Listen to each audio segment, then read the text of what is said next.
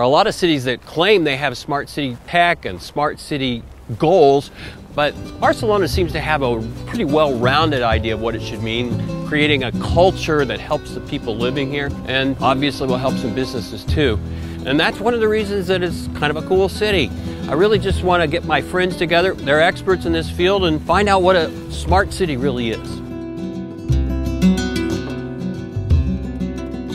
So what is so cool about a smart city? We're in Barcelona. What's the ROI or whatever? Smart cities is a big term for essentially mechanizing the city with electronics, with analytics, but it's really important that you start off with the problem you're trying to solve. So for instance, for some cities, traffic is an issue. Using smart cities, you could potentially automatically flash the lights green, on or off, or have a much more efficient busing system to limit the amount of traffic congestion. And that could save a city billions of dollars from having to build more roads. When we talk about smart cities and we talk about technology, these are things that last for decades, right? This is a totally different kind of a metric than a smartphone that lasts 2 years, right? And so there are all kinds of questions we don't know the answers to about what's the longevity of this stuff. I actually think that this is the same conversation that cities had before they introduced electricity and paved roads and even a superhighway. Frankly, a lot of the technology we need is already here. Right. It's really about business models and figuring out, like I said, government models. Who pays for it and how that gets done and all those kinds of things. After talking to Bob and Patrick, I turned to Peter Saney, who's the president of the TM Forum. And their operation is trying to bring big cities together that are grappling with all these issues with the smart city. So Peter, what is the reputation of Barcelona as a smart city?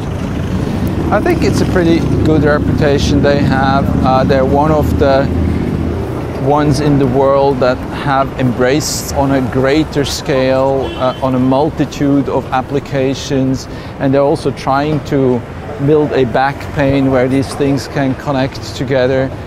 They've also collaborated with a number of other cities, so I think they have a good reputation. They're one of the leaders. Is this expensive for cities, or I mean, how are people paying for smart traffic lights or water monitoring? I mean, how are they supposed to pay for all that? Well, first of all, you don't pay for it. You reduce the cost of the existing system.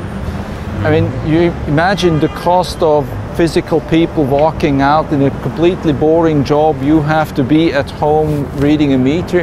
There's a high associated cost to that, which you can reduce because communication technology is cheap. There is a sensor that you can read this out. You can really socialize the cost, if you will. You can imagine a smart city intelligent backbone.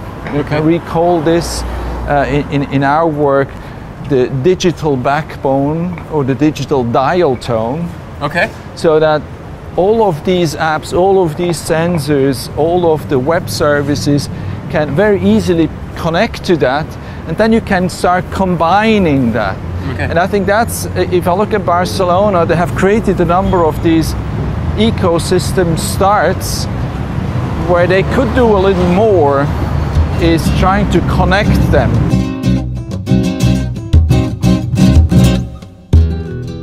After spending 2 days in Barcelona learning about smart cities and smart city technology and the Internet of Things, one thought really comes to mind, and that's that it's a big deal and it's really complicated. But for average people, what's important to remember is that technology like this could make a difference in how we address our scarce resources and how we address growing population. So it might come down to really just having a little better drive to work or a drive to the school with the kids, but it could be something quite a lot bigger, something that could be important for all of us.